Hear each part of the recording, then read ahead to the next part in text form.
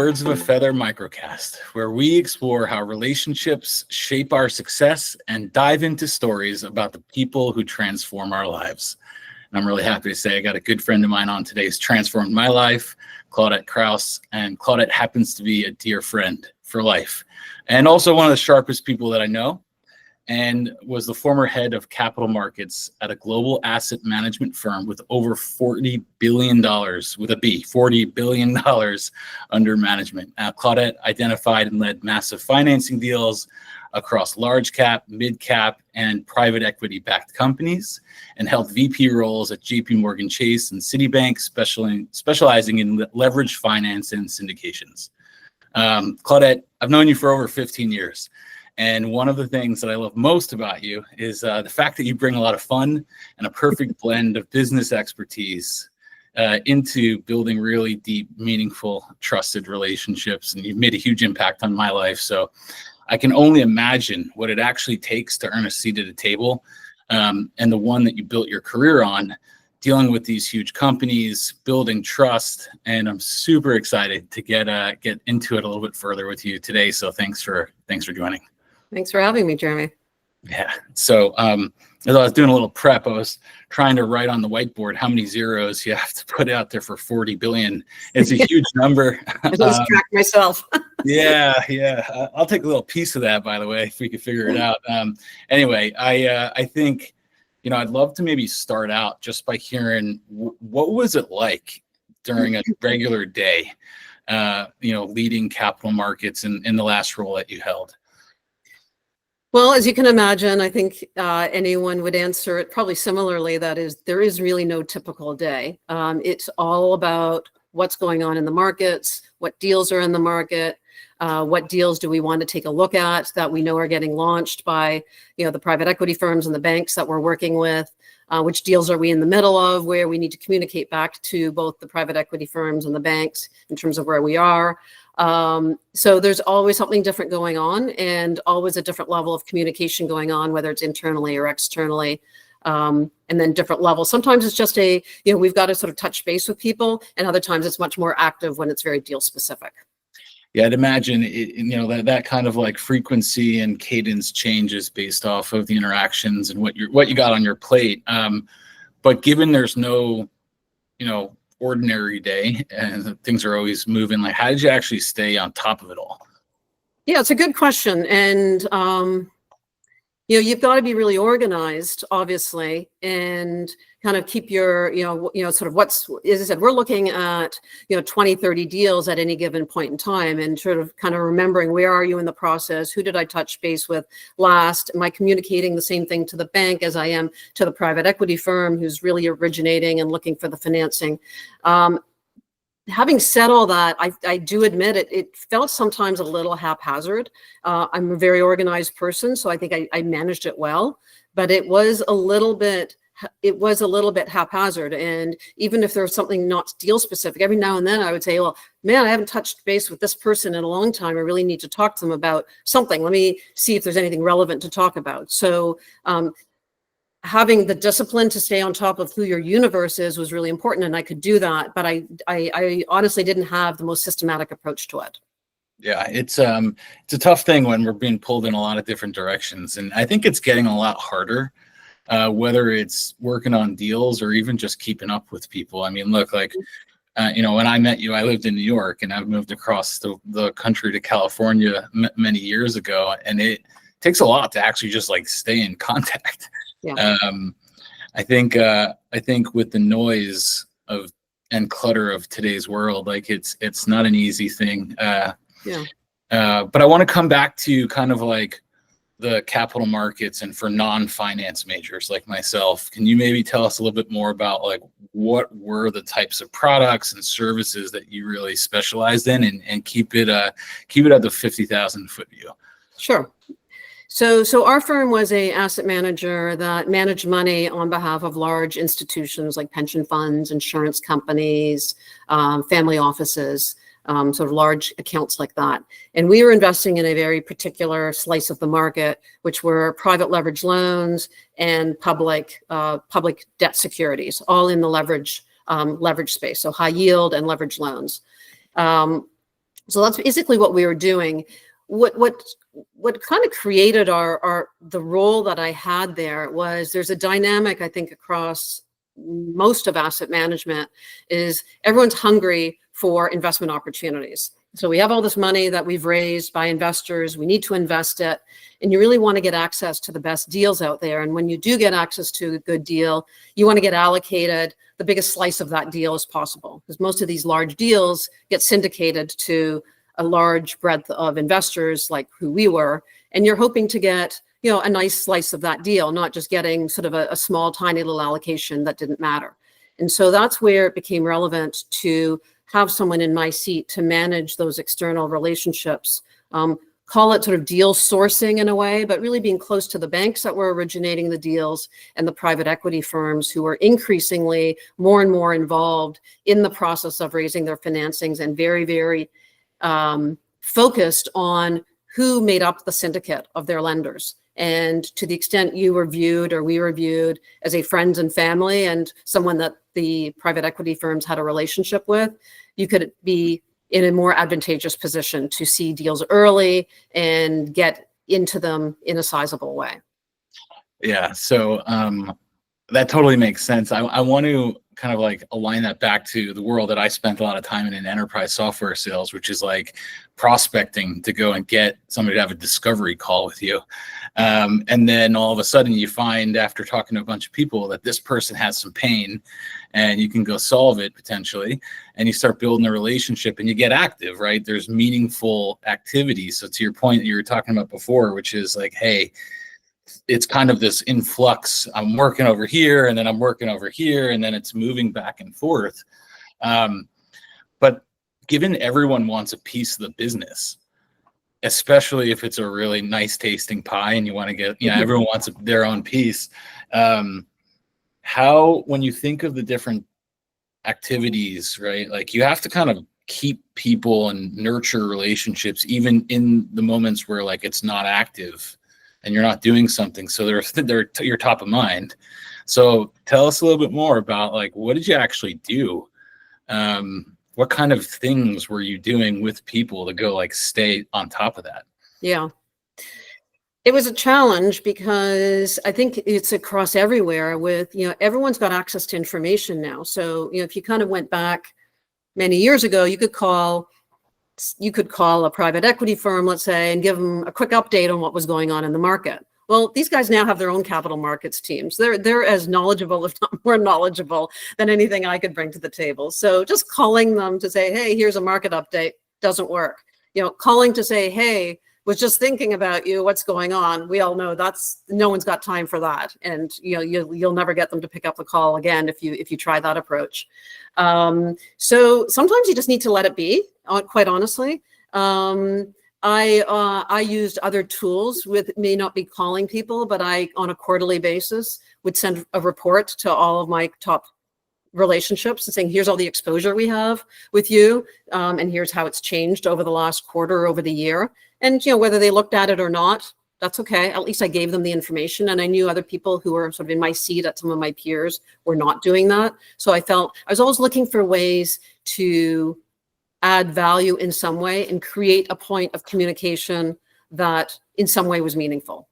Yeah, one of the things that I think I want to underline, the add value piece, which is so important. It's really hard to do when you don't understand what that other person wants. Like, I don't know if you want to read my report, but it's also really hard to go get mind share. And so I think for everyone who's listening, the key takeaway from this is like, anytime that you're talking to somebody, you should be trying to understand what's important to them. So when you want to re-engage or stay engaged or stay top of mind, like you can take action that's relevant, right? Yeah. Like whether that is, calling just to say what's up because some people like that, or going to a baseball game, or sending a care package, or just providing some intelligence and creating awareness to a problem. Like, but I've realized, like in the time I've been studying relationship intelligence, I might think I know what you want, but if we don't really like coordinate that together, it could be a big miss and have a negative impact. Kind of like you said, right? Like, Claudette's calling again, like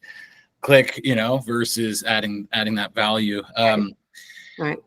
So yeah, I think it's a tough thing to handle, especially again, like, at least like from a feather standpoint, like what I'm trying to bring to the table is that like, hey, there's so much automation that's happening. I get emails all the time from people who like spell my name wrong. They talk about different types of companies. It's like not relevant at all. And you're dead in the water before you even get out of the gate. And I think that, as the kind of world kind of scales in this, hey, there's more automation, it's acceptable. The people that are on the receiving side of the automation are being more selective they have to be with their time. Yeah. Right? And so, whether that is, taking the call or not taking the call, I think bringing it back to, the world that you spent some time in, right? It's not just about staying relevant when that, you want to be on the receiving end of things and there's an opportunity, but like, there's also scenarios where you have to manage expectations. And one of the things I was thinking about is you might be presented an awesome deal. And then you might say no, or, you might say that this is something that doesn't fit our, thesis, or you might have to manage that relationship beyond it, because in the future, there could be another great deal that comes up. Absolutely. Right? It's not the You're right spot one. on. Yeah. Yeah, that's a tough one. So yeah, it's very, very easy to say yes to the easy deals, and yes, it's the hard deals. Yeah. Which those are so hard, and especially if a deal that by a sponsor, if it's in the market and it's not going well, because there are some obvious, challenges with the deal that I think the whole market sees. It doesn't take long for that person on the other side to call you and say, well, you're one of our big relationships and this one's really important to us. We'd really like you to consider doing this, which is AKA, we really want you to do this. Yeah. And that one takes a lot of massaging. And, what we did internally was we really decided who really were our top 10 relationships where we didn't say, and I always tell them, we're not going to say no to all of your deals, but we'll always give it a second look and we'll always do the work, and we won't give it a quick no. So and that gets respected in various ways depending on who you're dealing with, but the saying no is the hardest part, especially since they will definitely, they're kind of keeping a tally, of course. As I said, it's easy for everyone to do the easy deals. The ones who are doing the harder deals, you will get rewarded then with a better allocation on the easy deals. So it's managing that. And there's a lot of managing internally also, because, I'm sort of the external voice to these relationships. Whether it's the research analysts or portfolio managers, they have a different set of criteria or priorities as to how they're looking at life. And so it's managing the internal side of that also. How do we say no? How do we say yes? Sometimes I had to take it up to the flagpole to the CEO to get him involved, and I didn't like doing it, but sometimes I had to, and we'd kind of make a relationship call. So those are tricky, and I think it takes a lot of diplomacy. And I think the more of a relationship you have with those external constituents and have had more of a dialogue over time, I think those conversations can be a little bit smoother. So yeah.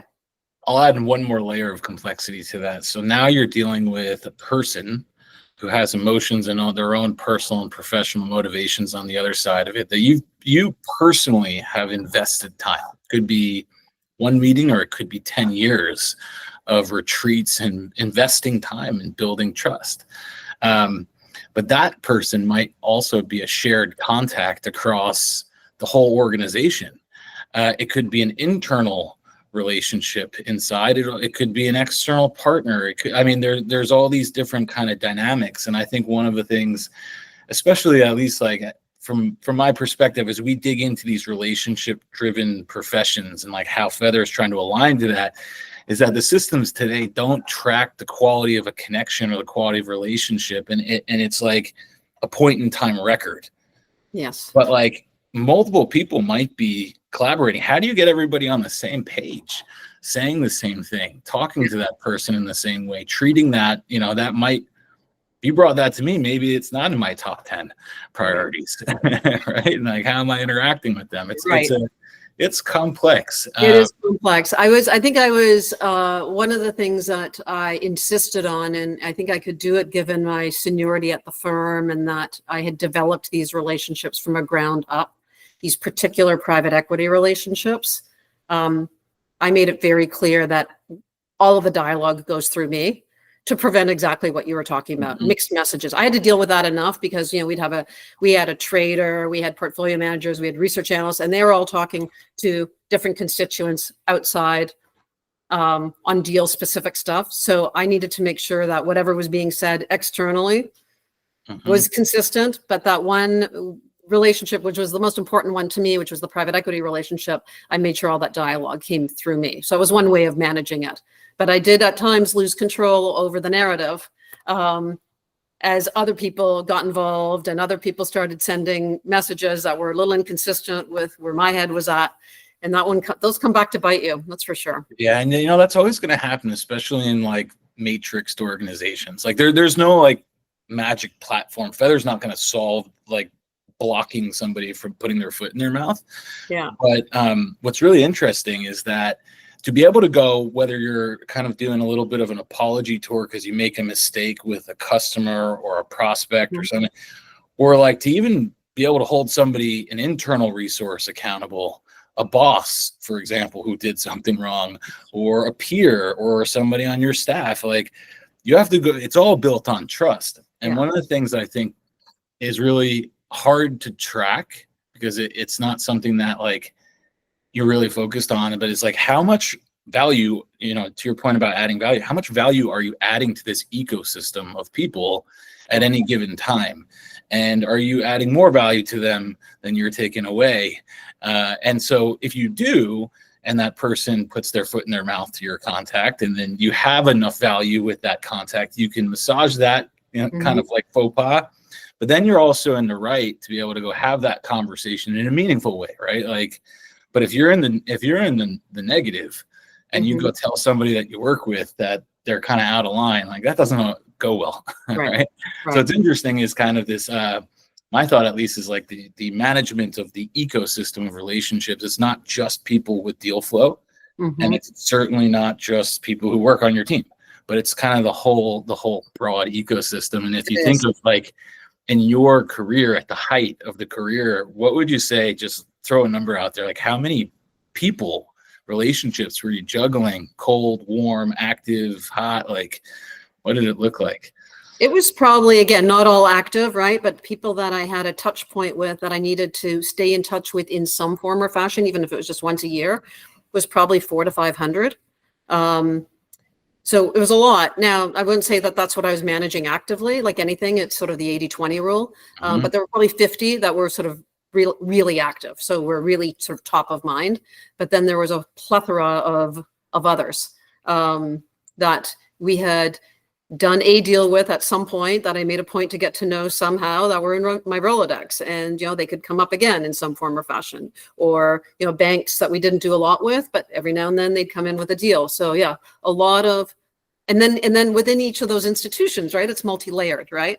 At a bank, you have capital markets people, and in the bigger banks, they're all divided up by industry. So there's an entire team. Then you've got salespeople. Then you've got originators. You've got, right, it just gets very layered.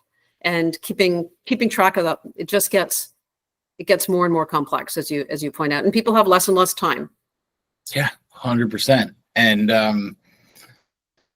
I do believe that the in-person, we were asking before, I made a point to see everybody at least one. I saw the big guys, obviously being in New York, frequently I'd see them at events, or they were hosting events, we were hosting events. So there was a lot of touch point, but I would make a point to see pretty well, I wouldn't say everyone on that list of 500 people, but a vast majority of them once a year.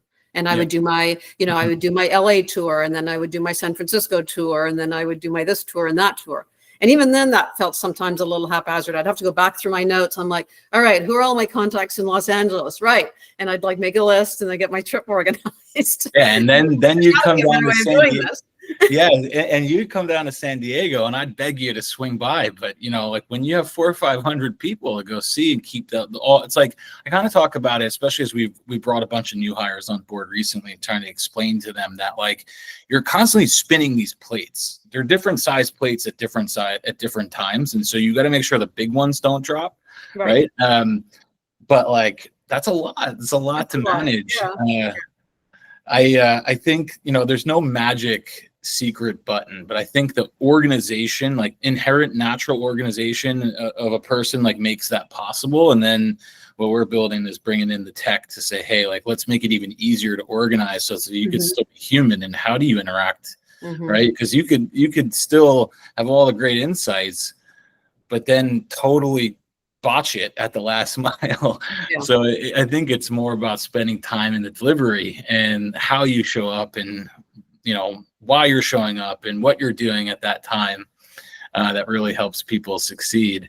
But in a lot of cases, we learn that through skin knees and a black eye, right? And I like to kind of ask people who come on to share some stories. So curious if you got any where, specifically around a relationship, maybe it didn't unfold in the way you'd hope, and what kind of experience you gained from that.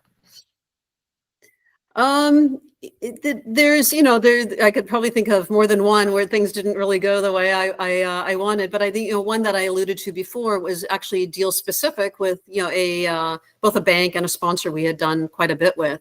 And I feel like I lost control of the narrative on a deal that was, it was struggling on the market. We were not inclined to do it. Before I knew it, there was dialogue going on, sort of not behind me. I knew it was going on, but it was now getting inconsistent. And I remember getting this late evening call from the private equity capital markets guy, just running roughshod on me. And he's like, it's like, you are in the penalty box. He says, I call foul. And I'm like, I'm not a sports person. I'm like, I think that means I'm in the penalty box. And he said it 3 times. I call foul. And I'm like, and it took a year or two to just, I was like, I took it. It's like his point was well taken, and then it just takes a slow rebuilding. So that was one. And then the other thing I would say is I think I managed my external relationships really well, and I think I could have done a better job managing my internal relationships and trying to kind of meld those two priorities, which were often at odds, which I found probably the most challenging thing of my job. Yeah. It's interesting, like when we started Feather, we started out to go solve like the relationship management problem, because writ large, it's every relationship across our world makes an impact on the quality of our life. And there's way too many. I mean, if you add your 600 people that plus you add, acquaintances, family members, close friends, like it's a lot of people to go and manage. But unfortunately, people are kind of like, really, and this was a learning that I got, as we were building the platform, is that like people are really more motivated when relationships equal revenue, or at least it's measurable, right? It's not that it has to be so transactional, but like there is some sort of like ROI, and it's a little bit easier for people to kind of you're more attuned to, hey, this relationship is a problem right now. Yeah. But if you align that to what you're saying is like, the internal relationships are kind of what makes the external possible, right? Like, especially in sales. And, if I didn't have a great deal desk team that picked my deal to go help me get a quote out the door that was approved, I would never be able to get a quote to a customer on time to go close a deal. Like, so if you're not investing in those relationships, but it's one of those things where you don't realize it's not as acute until it's a problem. Right. So yeah, coming back to this, like, hey, how do you balance the ecosystem? And you actually mentioned something that was interesting, is like, you might have 50 people that you're really hyper focused on, because this is activity. They're engaged. This is something that you're working on a deal, or you're involved in some way. But there's this other kind of like group of people that at some point come into that circle. And then some people in that circle exit that circle. And so how do you keep those other connections warm and continue to add value, even if it's not on such a high frequency? It's not an easy thing to go do. I'm sure everyone listening can appreciate that too. But I don't want to just harp on the challenging pieces of it. Obviously, you did a couple of things right to get to where you were. Tell us a story about, one of the relationships where like, hey, this person made a big impact on my career. Like, I'm really happy with how this all went. What was the background there? Yeah, I think as I started in this role, I was lucky that our firm identified the need for this role early on, and so I was one of the first in this seat amongst my peers, and developing some of those large relationships early. And I think that really helped things along. And then there was one in particular, it again fell in the camp of, really tough deal. They really needed us because there was a lot of things behind the scenes going bad. Like, this sponsor was really risking losing this company and needed to refinance a existing capital structure to really prevent it from potentially going into bankruptcy. And that was a tough call, and that was one after a lot of internal discussions with our CEO, with our senior PMs, everyone involved. We said, look, we will do this, and we sort of set out our terms. And I think it was the right call. And to this day, even though I'm no longer with the firm, I have a call into that private equity firm capital markets person who has always viewed me as someone that that he can trust, and someone who really delivered for him when it counted. And people don't forget. And that was probably 10 years ago when that happened. Yeah, it's amazing, right? Like, the real relationships are forged in the valley of hardship. Yeah. When the going gets tough, do you show up? Do you put in, are you there for me, right? Like, because we're all gonna screw up. Like, bad things happen no matter what. Because right. You can only control how you act and interact. Right.